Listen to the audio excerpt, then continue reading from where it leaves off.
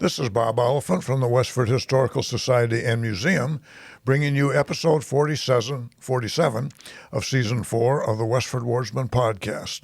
The Westford Wardsman newspaper was part of Turner's Public Spirit, a weekly newspaper in Ayer a century ago.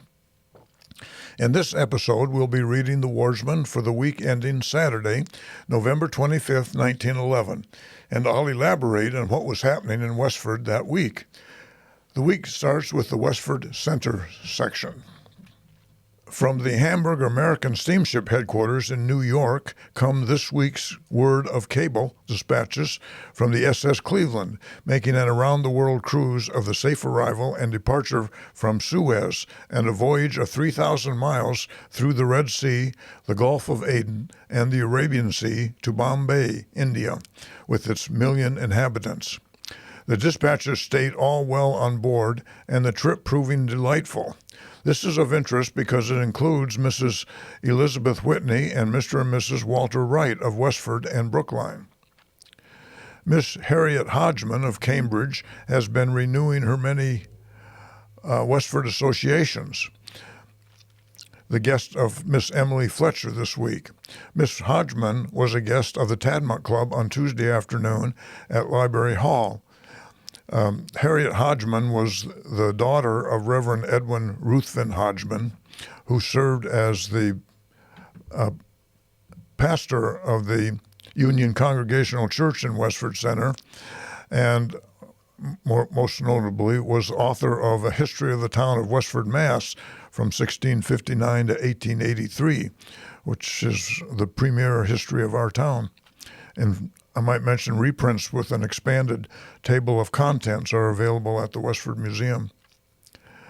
George W. Haywood, with a long experience with attacks of illness, has not been well this week. Mrs. Abile J. Abbott is in quarantine at her home with an attack of diphtheria. At this writing, reports are favorable and the attack under good control.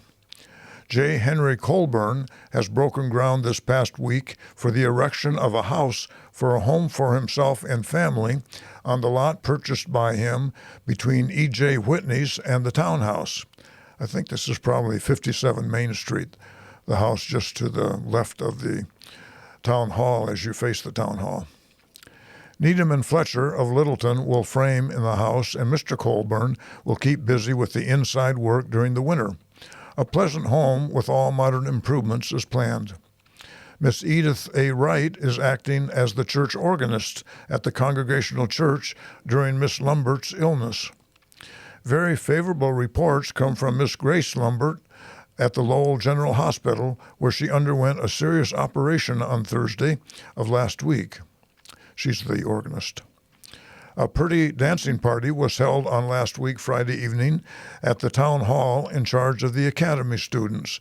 It was largely attended, and the Colonial Orchestra of Lowell furnished the music for dancing from 8 until 12 o'clock. During intermission, refreshments were served under the direction of Mrs. Arthur Blodgett. The matrons were Mrs. Lizzie G. Hamlin, Mrs. Homer M. Seavey, and Mrs. Frank Furbush, and the young ladies in charge, Mrs. Lena Clement, Catherine Cannell, and Alice Gilson. The Boy Scouts, under the direction of Dexter Coggeshall of the Academy, met last Saturday afternoon at the Academy Gymnasium for basketball. The next section is about the Westford Grange. At the regular meeting of the Grange on Thursday evening of last week, it fell to old standbys to furnish the entertainment at the lecturer's hour, namely singing by Edson Boynton, reading by Samuel L. Taylor, and a paper on, quote, everyday English, end quote, by Mrs. Leonard W. Wheeler. Applications for membership were read by the secretary. A coming event is a play in preparation under the direction of the overseer, Mrs. Clara Grieg, with plenty of fun and some good talent. The next meeting, December 8th, will be the election of officers for the year, and every member is urged to be present. Dr. Orion V. Wells was to have given his paper on epics on medical history recently, so well recently so well received at the Tadmont Club at this meeting, but was detained from doing so at the last minute, but may present it at some future meeting. Next, we have the article on the Tadmont Club. At the meeting of the Tadmont Club on Tuesday afternoon, Miss Ella F. Hildreth, Vice President, had charge of the afternoon's program. The subject was the second in the season's special topic for study and was South American cities. Miss Hildreth had chosen Montevideo in Uruguay and gave an interesting sketch of this progressive South American city, also one of La Plaza in Bolivia, and a brief one of Tripoli. I think she's talking about Tripoli that's in Libya, not South America, but I'm not sure. I couldn't find a large city named Tripoli in South America. Miss Hildreth illustrated her talk with some good views. Lantern slides, probably. Under the charge of the Committee on Preliminary Exercises, Mrs. Charles L. Hildreth read a Thanksgiving article by John D. Long, on which Mr. Long gave one of his masterly word pictures of the old Thanksgiving and the new. This was followed with the closest attention. John D. Long was a former Westford Academy principal, I think like in the 1850s or so, a former governor of Massachusetts, and a former Secretary of the Navy. He loved Westford, and Westford loved him, so he made frequent visits here. A pleasant letter from the Littleton Women's Club was read by the secretary, inviting the members as a club to their neighborhood meeting on Monday, November 27th.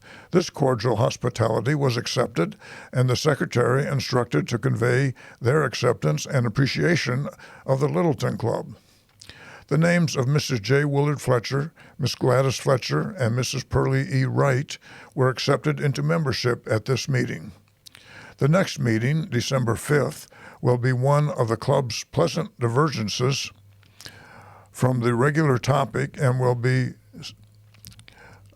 Sam Walter Foss, poet, philosopher, and preacher, in charge of Reverend David Wallace. Foss was a native of New Hampshire who lived in Massachusetts. He was a librarian and poet and wrote a poem a day for the local newspapers for many years. The next section is the About Town section. Miss Belle Walker entertained Mrs. Seth Walker and two children several days last week. Reverend Seth Walker moved his family recently to Stoneham from Chelmsford. About 25 neighbors and friends surprised themselves last Saturday evening by husking about 40 bushels of corn and surprising the sergeants at their farm, the Edwin Haywood place. Red ears were everywhere, quite active, and Houghton Osgood was one of the many recipients of what red ears promise, that is, a kiss. Refreshments and games kept the gathering in an unfaltering attitude. Mr. and Mrs. Thomas E. Taylor have been visiting at the old homestead on Lowell Road, corner of Stony Brook. That's Samuel Taylor's house. He has been working for the Boston and Maine Railroad for about 30 years and resides at Woodsville, New Hampshire. Thomas Exley Taylor was a half-brother of Samuel L. Taylor, the popular Westford Wardsman columnist who wrote this About Town section of the Westford Wardsman. The next meeting of the Middlesex North Pomona Grange will be held at Chelmsford Center on Friday, December 1st, at which meeting the annual election of officers will occur. The old West Chelmsford Debating Society, so long dormant, is likely to feel the stir of young blood through the efforts of Harold Fletcher, the eldest son of Councillor Herbert E. Fletcher, and the society will thus be charged with the enthusiasm and courage of youth to get back to the position of affirmative and negative again. CRP Decatur, who has been ill, is again more like Vill, V-I-L-L, and he puts that in quotes. I don't know what that means. It must be one of Sam Taylor's inside jokes. Next, we have the Forge Village section. Miss Emily Collins celebrated her birthday anniversary at her home on Saturday evening. A most delicious supper was served, after which music and games were enjoyed. On Sunday evening at St. Andrew's Mission, Reverend A.L. Bumpus will conduct services at 7:30 o'clock. The many friends of George Kugel will be pained to hear of his serious illness at the home of relatives in Bridgeport, Connecticut, where she and her husband had gone for a vacation. Daniel Bennett of Worcester recently visited his brother, Joseph Bennett of Pleasant Street. Mrs. David Lord attended the 10th wedding anniversary of Mr. and Mrs. Cope of Lowell. Mr. and Mrs. John E. Burnett spent Thursday evening at the home of Mr. and Mrs. Lester McClenna of Graniteville. Tickets are out for the concert and dance to be held in Abbott Hall on Friday evening, December 8th, under the auspices of Loyal Self-Help Lodge of Oddfellows. A fine program has been arranged, and a good orchestra has been obtained for dancing. That's the news in Westford for the week ending November 25th, 1911. Thank you for listening, and thanks to Ryan Cousins of WestfordCAT for providing technical support. You can find transcriptions and podcasts from the Wardsman at our website at museum.westford.org or visit the Historical Society's Facebook page for more Westford news from days gone by. This is Bob Oliphant, and I hope you will join us for next week's Westford Wardsman podcast. Thank you.